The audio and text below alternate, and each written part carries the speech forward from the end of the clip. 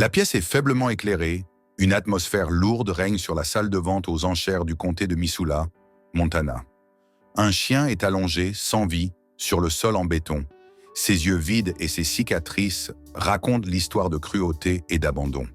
Ce chien, un berger allemand épuisé, porte les marques visibles de son passé sombre. Un passé marqué par des batailles qui n'étaient pas les siennes. Sa fourrure est ternie par le temps et la souffrance. Un silence pesant envahit la pièce, puis une voix se fait entendre. « Marchandise endommagée », murmure-t-on. Le regard du chien, froid et indifférent, semble ignorer l'audience. Un éclat de rire nerveux traverse la salle. La mise à prix, 50 $. Un prix dérisoire pour ce qui pourrait être l'histoire de larmes et de combats. Personne ne bouge. Personne ne répond à l'appel de l'enchère. Puis, dans un coin sombre de la salle, un homme se lève. Il porte une vieille veste de marin usée. Sa silhouette imposante contraste avec l'atmosphère morne de la salle.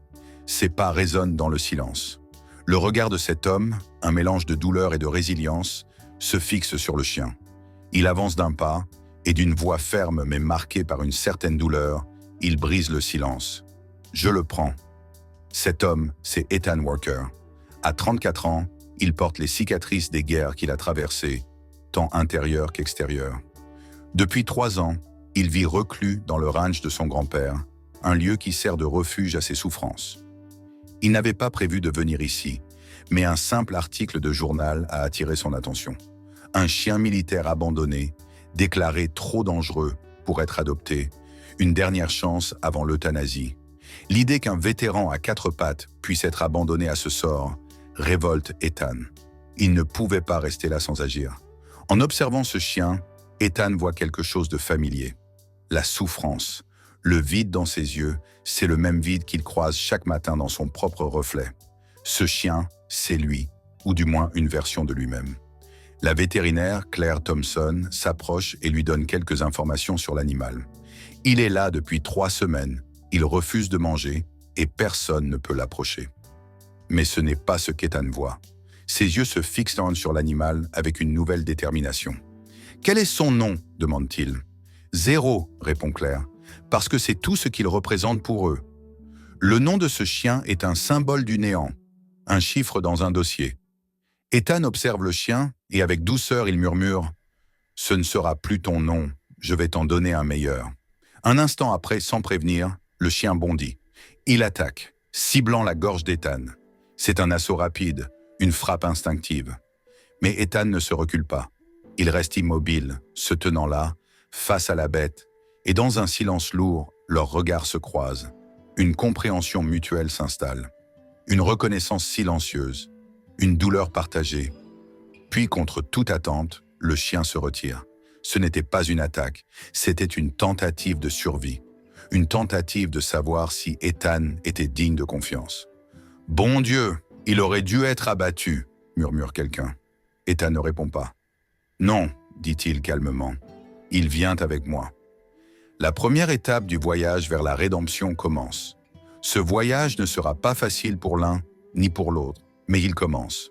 Le trajet vers le ranch est silencieux, tendu. À l'arrière du véhicule, le chien est nerveux. Chaque muscle de son corps est tendu, prêt à réagir. Ethan, silencieux, continue de lui parler doucement. Il lui parle du ranch, des prairies immenses, des matins tranquilles et de l'espoir d'un avenir où il pourra enfin se libérer du passé. Ethan ne sait pas si le chien l'écoute, mais parler l'aide à alléger ses propres blessures. C'est un acte de guérison silencieuse. Lorsque le véhicule arrive enfin au ranch, Ethan ouvre doucement la porte et attend. Le chien ne bouge pas. Les minutes passent, longues, pesantes. Puis lentement, une patte effleure le sol, suivie de l'autre. Le chien avance prudemment. Pas un geste brusque, pas un mouvement d'impatience. Ethan lui montre un endroit calme, un abri pour lui offrir l'espace dont il a besoin. Mais le chien, même s'il accepte le lieu, reste à distance. Il n'est pas encore prêt à faire confiance. Ethan n'insiste pas. La confiance se gagne, elle ne se commande pas. Les premiers jours au ranch sont marqués par des défis. Le chien que maintenant Ethan appelle Shadow garde ses distances. Il observe chaque mouvement d'Ethan, chaque geste. Il reste sur le qui-vive, son regard toujours vigilant, chaque nouveau son ou mouvement le faisant sursauter. Ethan parle à Shadow chaque jour. Il ne le force jamais à s'approcher, il lui donne simplement de l'espace. Il lui parle des autres animaux du ranch, des paysages magnifiques, des moments de paix qu'il trouve ici. La patience devient leur langue commune. Quelques jours après son arrivée, Claire revient pour examiner Shadow. À peine s'approche-t-elle que le chien montre un signe de méfiance extrême. Il grogne, ses muscles se tendent. Claire se recule légèrement. « Ce n'est pas de la simple méfiance », dit-elle. Il associe les instruments médicaux à des mauvais souvenirs. Quelqu'un lui a fait du mal. Ethan acquiesce. Il sait qu'il ne s'agit pas de simples blessures physiques, mais de blessures plus profondes. Le chien porte les marques d'une douleur psychologique, de souffrances vécues dans un passé qui, jusqu'alors, restait obscur. Les jours passent. Shadow commence lentement à s'adapter à son nouvel environnement. Puis un jour, Claire revient avec une nouvelle. Elle a réussi à obtenir des documents du Pentagone, des rapports secrets sur le passé de Shadow, un ancien chien militaire, décoré pour ses missions, mais avec des zones vides dans son dossier.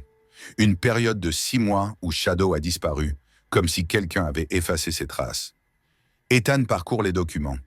Il ressent une rage contenue. « Qu'est-ce qu'ils t'ont fait, mon vieux ?» murmure-t-il en levant les yeux vers le chien. Shadow le fixe, comme s'il comprenait. Ethan prend une décision. Ils découvriront la vérité. Les jours suivants sont marqués par des avancées, mais aussi par des régressions. Ethan relit encore et encore les rapports, essayant de comprendre ce qu'ils ont fait à Shadow. Claire lui explique les blessures, des marques de torture et d'expérimentation. Ethan, choqué, réalise que Shadow a été utilisé de manière inhumaine. Shadow commence à montrer des signes d'émotion. Un matin, alors qu'Ethan est assis sur la véranda, il voit Shadow s'approcher, hésitant. Le chien fait un pas, puis un autre, jusqu'à effleurer la main d'Ethan. Ce geste, timide mais significatif, marque un tournant dans leur relation. Puis un soir, un orage éclate sur le ranch. Des éclairs zèbrent le ciel. Ethan entend un grondement sourd. Shadow se fige. Ses yeux scrutent l'obscurité, prêt à défendre son maître. Ethan aperçoit une silhouette s'approchant. Dans cette nuit déchaînée, un visage apparaît. Une femme trempée par la pluie, les yeux remplis de détresse. Elle se présente. « Je sais ce qui est arrivé à Shadow.